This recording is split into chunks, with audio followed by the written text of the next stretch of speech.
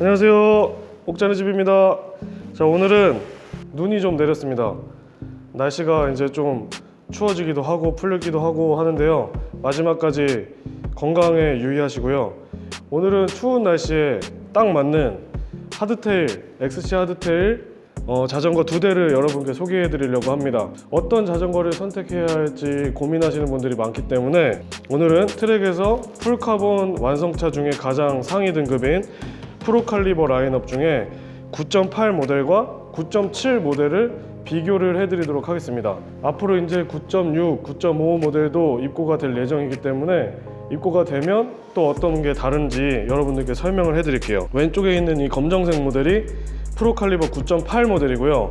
오른쪽에 있는 이 하얀색과 빨간색과 검정색의 조화가 있는 이 모델이 9.7입니다. 이 두 모델은 22년식이 되면서 컬러가 9.8은 원래 이 컬러였는데 9.8이 새로운 컬러로 출시가 되었고, 지금의 이 화이트, 레드, 블랙 조화가 상당히 인기가 있었어요. 그래서 9.7에 9.8에 있었던 컬러를 업혀서 9.7이라는 모델로 완성이 되었습니다. 각각의 자전거 가격대는 9.8은 590만 원이고요 9.7은 475만 원입니다. 그러니까 무려 한 100만 원 정도, 110만 원 정도의 차이가 있는데, 어디서 이 정도의 차이가 있는지, 나는 어떤 자전거가 맞을지 여러분들께 스펙으로만, 오로지 스펙으로만 비교를 해드리도록 하겠습니다. 일단 자전거 무게가 차이가 나는데요, M 사이즈 같은, 둘 다 지금 M 사이즈 기준으로 무게를 측정을 했습니다. 보시는 것처럼 트랙 홈페이지에 나와 있는 무게보다는 약간 차이가 있는데, 약간 차이가 있는 이유는 두 모델 다 지금 실란트 작업을 해 놓았기 때문에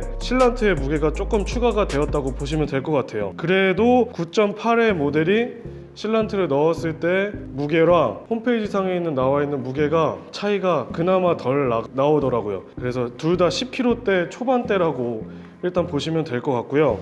둘 다 탑승자의 무게 제한은 136kg, 136kg의 체중이 나가시는 분들까지 탑승이 가능합니다. 그리고 프레임은 두 모델이 동일한 프레임을 사용하고 있어요. 데칼만 다를 뿐이지 동일한 프레임을 사용하고 있고, 샥, 이제 서스펜션, 앞 서스펜션부터 이제 다르게 되어 있습니다. 지금 먼저 보시는 9.7 모델은 락샥 레바 RL, 락샥의 브랜드를 사용하고 있고요. 그리고 42mm 오프셋을 보여주고 있습니다. 그리고 9.8의 경우에는 일단 폭스샥을 사용하고 있고요. 폭스 퍼포먼스 32라는 서스펜션을 사용하고 있고, 오프셋은 44mm로 측정이 되고 있습니다. 그리고 휠은 앞휠 같은 경우에는 그냥 봤을 때 본트래거 휠 중에서 코비 엘리트 30 휠과 23mm 휠을 사용한다고 보시면 돼요. 그래서 요 림의 높이가 다르다고 보시면 되고요. 얘가 좀 더 높죠. 그래서 요 정도 차이가 있다고 보시면 되는데, 뒤 휠로 가면 구동 방식이 스램 구동 방식이고 9.8은 시마노 구동 방식이기 때문에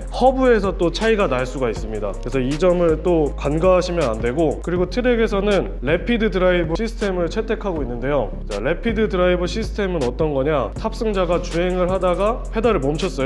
그리고 멈추고 다시 가속 페달을 할 때 그 가속을 하는 지점을 아주 빠르게 찾아주는 겁니다. 다른 분들보다 치고 나가는 속도가 좀 더 빠르게끔 만들어준다고 보시면 될 것 같아요. 가장 큰 차이는 요번에 트랙에서 핸들바를 MTB도 일체형으로 이제 변경을 해서, 구조를 변경을 해서 나오게 되었는데요. 여기 보시면은 요게 MTB RSL 핸들바입니다. M-혼다 핸들바하고 거의 비슷한 RSL 핸들바가 나왔고, 풀카본의 통합형, 이렇게 일체형 핸들바로 나온 게 장점입니다. 그래서 무게 절감도 있고, 그리고 손으로 전해지는 승차감, 진동들도 잡아주는 타입입니다. 그리고 길이가 9.8은 750mm를 사용하고 있고요. 9.7 같은 경우는 우리가 익히 볼 수 있는 일반형 스템과 핸들바를 사용합니다. 이거 모두 35mm 두께를 사용하고 있고, 이 녀석은 핸들바의 길이가 720mm를 사용하고 있습니다. 자, 그리고 브레이크가, 이 녀석은 9.7은 스램 구동계를 사용하고는 있지만 브레이크 레버와 캘리퍼도 시마노를 사용하고 있습니다. 9.8 모델도 구동계를 시마노를 사용하니까 레버 또한 캘리퍼 또한 시마노를 사용하고 있어요. 9.7 같은 경우에는 9.8에 비해서 레버와 캘리퍼의 등급이 시마노 등급에서 약간 떨어집니다. MT501 레버와 MT500 캘리퍼를 사용하고 있고요.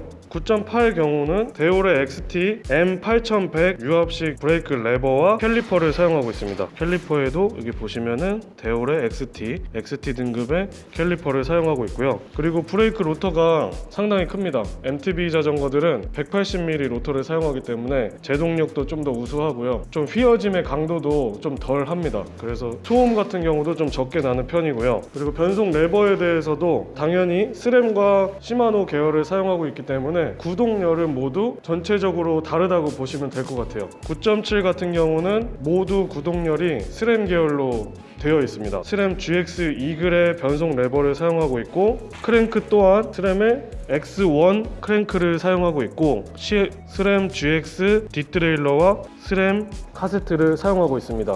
시마노 같은 경우는 동일하게 M8100의 시마노 데올의 XT 변속 레버와 시마노 XT 뒷드레일러 그리고 스프라켓, 체인 이렇게 사용하고 있고, 크랭크가 약간 다릅니다.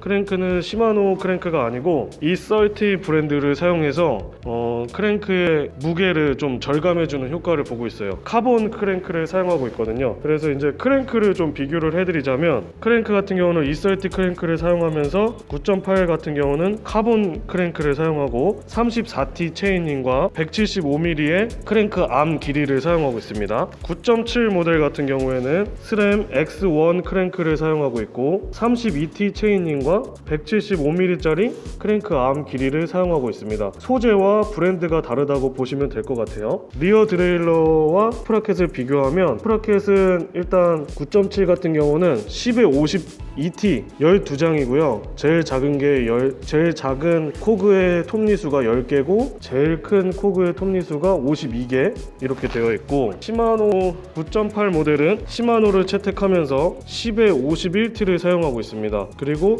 뒷드레일러가 롱 케이지로 달려 있어요. 그래서 최대 51T 코그까지 사용할 수가 있습니다. 이렇게 시마노와 스램의 아주 미묘한 변화가 그리고 다른 점이 있다고 보시면 되고요. 비비 같은 경우도 아주 약간의 차이가 있기는 한데요. 9.8 같은 경우는 동일한 E30 비비를 사용하고 있고, 9.7 모델 같은 경우에는 스램 크랭크를 사용하기 때문에 스램의 더브 방식 92mm짜리 바텀 브러켓을 사용하고 있습니다.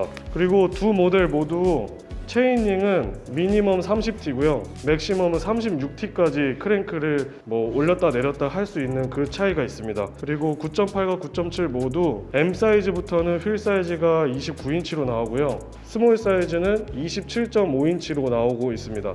그래서 스마트 휠 사이즈라고 해서 타시는 탑승자의 신장에 따라서 휠 사이즈도 바뀐다는 걸 알고 계시면 될 것 같아요. 그래서 오늘은 8 모델과 9.7 모델의 110만 원 정도의 차이가 어디서 발생을 하는지 알아보았습니다.